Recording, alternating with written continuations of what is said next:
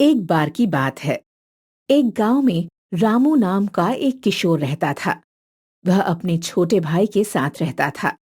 दरअसल कुछ समय पहले ही उसके माता पिता की एक दुर्घटना में मृत्यु हो गई। तब से वो दोनों अकेले ही रहते थे और अपना पेट पालते थे। रामू भगवान श्री कृष्ण का बहुत बड़ा भक्त था। रामू अपनी भक्ति को लेकर बहुत ही समर्पित था और उसे अपनी भक्ति में खोने का बड़ा शौक था। रामू के साथ जो उसका छोटा भाई रहता था, उसका नाम शामू था। शामू एकदम अपने भाई के विपरीत था। वह हमेशा अपने मन की करता और किसी का कहना नहीं मानता। गांव में सब उससे परेशान थे। गांव के लोग आपस में बात करते थे। देखो तो ये रामू है, कितना शांत स्वभाव का है। हमेशा कृष्ण की भक्ति करता रहता है। हाँ, सही कह रहे हो। वो बहुत ही अच्छा है। और जहां बात रही उसके छोटे भाई श्यामू की, उसकी हरकतों का तो गांव में सबको पता है।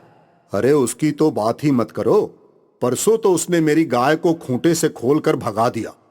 मुझे पूरा एक दिन लग गया अपनी गाय वापस ढूंढने में। बहुत ही बदमाश है वो। एक दिन रामू और शामू एक वन में घूमने गए थे। वन में घूमते हुए भी रामू हरे कृष्ण महामंत्र का जप कर रहा था। आगे जाकर वहां उन्हें एक पेड़ मिला जो बहुत ऊंचा था, परंतु उस पर ढेर सारे रसीले फल थे। शामू ने उस पेड़ पर चढ़कर फल खाने का फैसला किया। वह बोला, देखिए भैया, कितने रसीले फल लग रहे हैं। मैं अभी इसे तोड़ लाता हूं, फिर दोनों मिलकर खाएंगे। रामू को पेड़ पर चढ़ना नहीं आता था। रामू ने सोचा, इसे मना करने का फायदा नहीं। इसने फैसला कर लिया है तो अब ये इसे तोड़ कर ही रहेगा। वह मौन ही रहा और वो देखते ही देखते पेड़ पर चढ़ जाता है और फल तोड़ के खाने लगता है।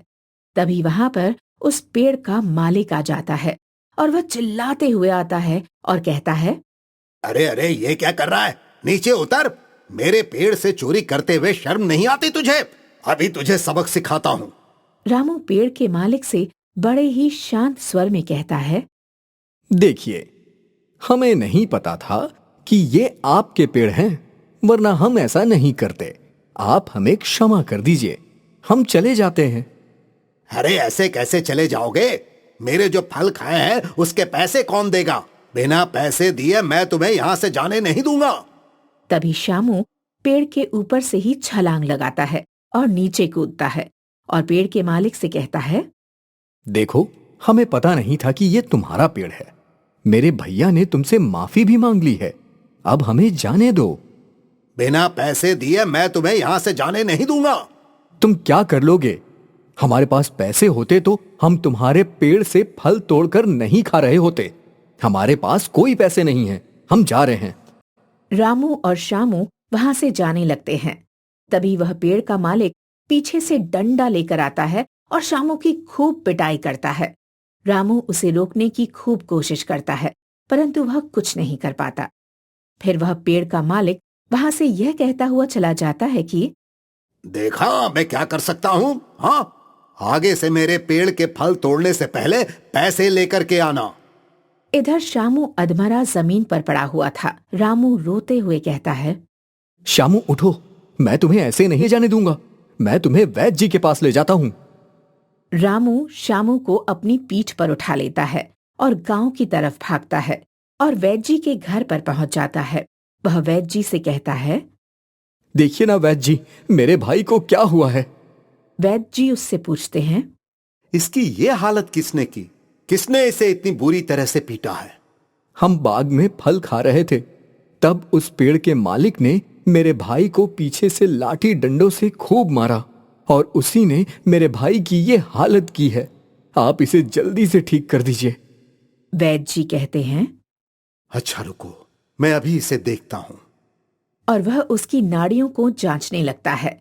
उसके गले और हाथ को छूकर उसकी नसों की जांच करने लगता है और वो निराश होकर रामू से कहता है, रामू मुझे माफ कर दो। क्या हुआ वैद्य जी? मेरा भाई ठीक तो है ना? तुम्हारा भाई अब इस दुनिया में नहीं रहा। अगर तुम इसे पहले यहां लेकर आते तो शायद ये बच सकता था, लेकिन अब इसकी मृत्यु हो चुकी है। रामू रोने लगता है और भगवान के मंदिर में जाकर भगवान से कहता है, श्री कृष्ण, आप तो अपने भक्तों को कभी दुखी नहीं देख सकते, फिर आप मेरे साथ ऐसा क्यों कर रहे हैं? मेरे भाई के अलावा इस दुनिया में कोई नहीं है।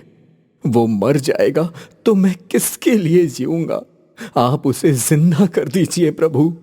श्री कृष्ण रामू की बातों को सुनते हैं और उसकी मदद करने का फैसला करते हैं।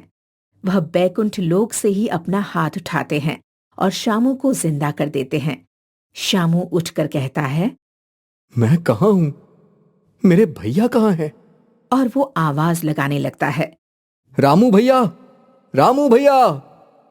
रामू उसकी आवाज सुनकर दौड़ा चला आता है और उसे जिंदा देखकर खुशी से रोने लगता है।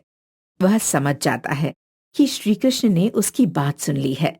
तभी उसके कानों में एक हल्की सी आवाज आती है, सुनो रामू, मैं तुम्हारी भक्ति से बहुत प्रसन्न हूं।